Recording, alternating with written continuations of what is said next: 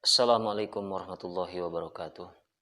Bismillah, alhamdulillah, wassalatu wassalamu ala rasulillah wa ala alihi wa sahbihi wa man tabi'ana sunnati wa jama'at tahmi yaumin hadha ila yaumin nahdah amma ba'd. Faqala ta'ala fil Qur'anil Karim, a'udzu billahi minasyaitonir rajim. Bismillahirrahmanirrahim. Ya ayyuhan nasu inna khalaqnakum min dzakari wa unsa wa ja'alnakum syu'uban wa qabaila lita'arafu inna akramakum indallahi atqakum.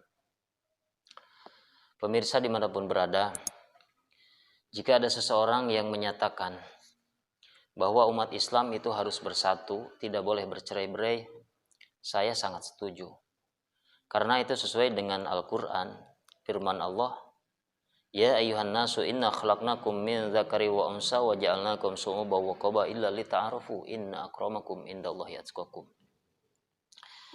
Sesungguhnya Allah berfirman di dalam ayat ini, sungguhnya kami menciptakan kalian min dzakarin, jenis kelamin laki-laki, wa unsa, dan wanita, dan kami menjadikan kalian terpisah-pisah, berbangsa-bangsa, bersuku-suku, illa lita'arafu, kecuali hanya untuk saling mengenal di antara kalian.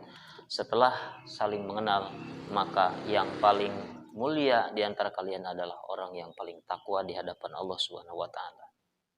Itu saya sangat setuju. Tapi yang saya tidak setuju, mereka aliran-aliran seperti Wahabi menyatakan tidak boleh bercerai-berai, harus satu pemahaman dan harus kembali kepada Al-Quran dan kembali kepada hadis. Tidak ada istilah bermadhab-madhab, tidak ada istilah mengikuti madhab ini, madhab itu. Itu saya sangat tidak setuju. Kenapa? Karena ini tidak sejalan dengan hadis Nabi yang mengatakan khairul qurun qurni, yang terbaik adalah kurun zaman ketika aku masih hidup, kata Rasul. Lalu kemudian yang paling terbaik setelah zaman setelah kurun aku, kata Rasul, yaitu zamannya para sahabat. Lalu kemudian zaman para tabi'in, dan di antara tabi'in itu adalah Imam Abi Hanifah.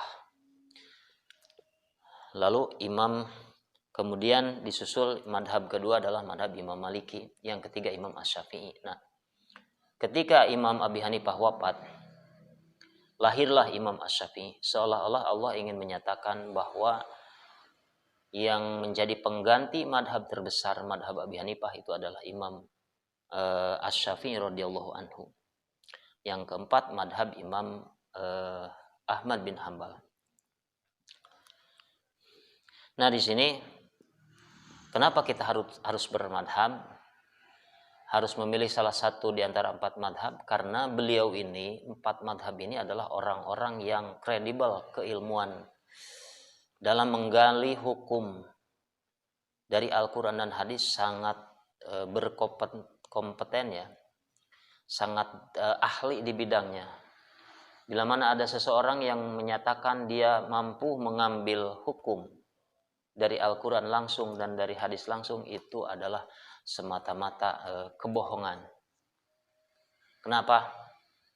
Karena zaman kita ini, setelahnya zaman para tabi'in itu atba'ut tabi'in, zamannya para ulama, kemudian zamannya para kiai, para ustadz, itu sudah terlewat. Karena yang terbaik tadi itu adalah zamannya para sahabat, terus para tabi'in, terus atba'ut tabi'in. Nah, keempat madhab ini adalah orang yang sangat ahli, terutama di bidang bahasa Arab. Nah, kalau di Indonesia seperti di kita ini, ada orang yang mengaku-ngaku mampu mengambil hukum dari Al-Quran langsung, dari hadis langsung, itu kebohongan. Itu menunjukkan kesombongan yang tidak didasari apapun. Jadi, kebohongan yang kedua, orang ini mengaku tidak bermadhab, tetapi dia itu mengikuti madhab gurunya mengikuti madhab pendirinya, seperti contoh Muhammad bin Abdul Wahab yang mereka ikuti. Jadi kalau ditinjau dari segi bahasa, madhab ini adalah suatu jalan pilihan pemikiran yang tidak berbeda-beda sebetulnya, hanya perbedaannya di bidang furu'iyah, di bidang cabang saja. Nah, untuk mengetahui lebih dalam apa sih mujtahid itu, yang keempat madhab ini yang kita sebut dengan istilah mujtahid mutlak. Di sini menjelaskan Imam Bajuri dalam kitab Hasyiahnya, al-mujtahid ay ijtihadan mutlaqon.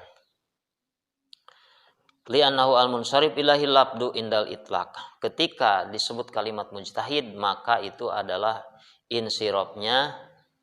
Biasanya ketika disebut mujtahid mutlak itu, maka yang dimaksud adalah ketika disebut mujtahid, maka yang dimaksud adalah mujtahid mutlak, yaitu wal ijtihad bil asli. Apa ijtihad yang menjadi asal pengambilannya adalah ijtihad itu badlul majhud bi talabil maksud, mengerahkan segala kemampuan, mengerahkan segala kekuatan, mencurahkan setiap pemikiran fi talabil maksud untuk mencari apa yang dimaksud, yang dituju. Nah, itu menurut Imam Bajuri. Wa yuradifu taharru wa tawkho. Ada lagi kalimat yang semisal ijtihad adalah at-taharru wa tawkho. Summastumila fi istinbatil ahkam. Lalu kemudian ijtihad ini digunakan dalam pengambilan hukum daripada Al-Qur'an dan As-Sunnah.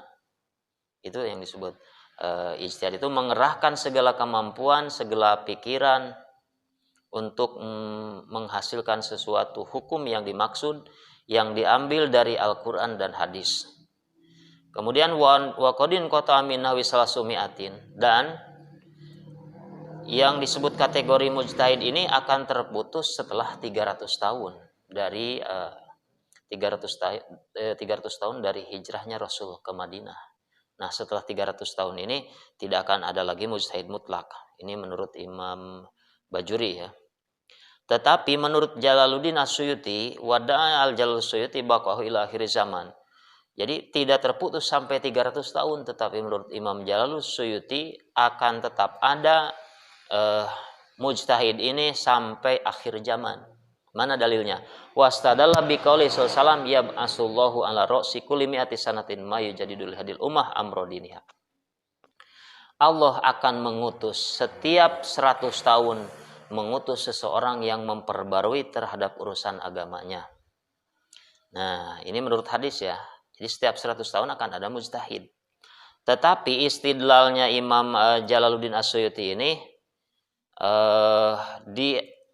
dimintai penjelasan lagi, apakah yang ada setelah 100 tahun itu adalah mujtahid mutlak atau bukan. Maka bi annal murad bima yujaddidu amrodin may yuqarriru syara'i. Yang dimaksud dengan aina orang yang memperbarui urusan agama itu adalah orang yang menetapkan syariat-syariat Rasul, wal ahkam dan menetapkan berbagai macam hukum, lal mujtahid mutlak, bukan mujtahid mutlak yang akan ada setelah 100 tahun itu. Jadi yang dimaksud itu adalah orang yang menetapkan syariat, karena setiap 100 tahun hukum akan berbeda, hukum fikih akan berbeda-beda tergantung situasi zaman dan kondisi pada saat itu. Jadi ketika kondisi zaman sudah berbeda, maka diperlukanlah ijtihad. Nah, ijtihad, orang yang berijtihad ini disebutnya adalah mujtahid. Jadi setelah 100 tahun akan ada yang menetapkan hukum-hukum suatu perkara yang baru.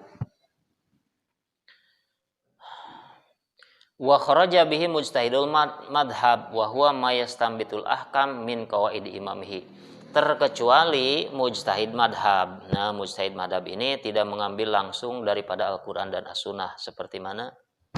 Seperti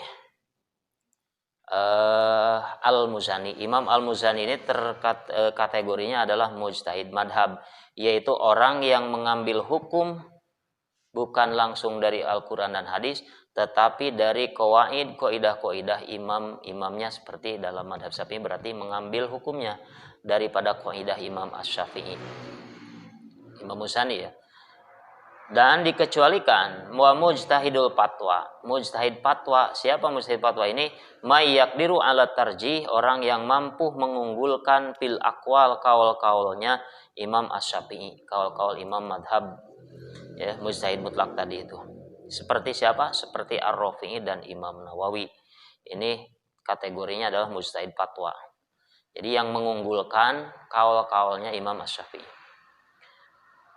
La karomli wa Ibnu Hajar, tidak termasuk kategori madhab mujtahid fatwa Imam Romli dan Imam Ibnu Hajar, ini tidak termasuk. Fa innahuma lam yablugha martabat tarjih.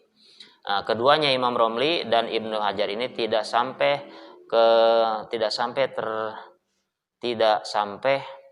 kepada martabat tarjih atau mujtahid fatwa. Bal huma muqallidani faqat, tetapi ini Imam Romli dan Ibnu Hajar ini adalah muqallid, dua-duanya yang mengikuti.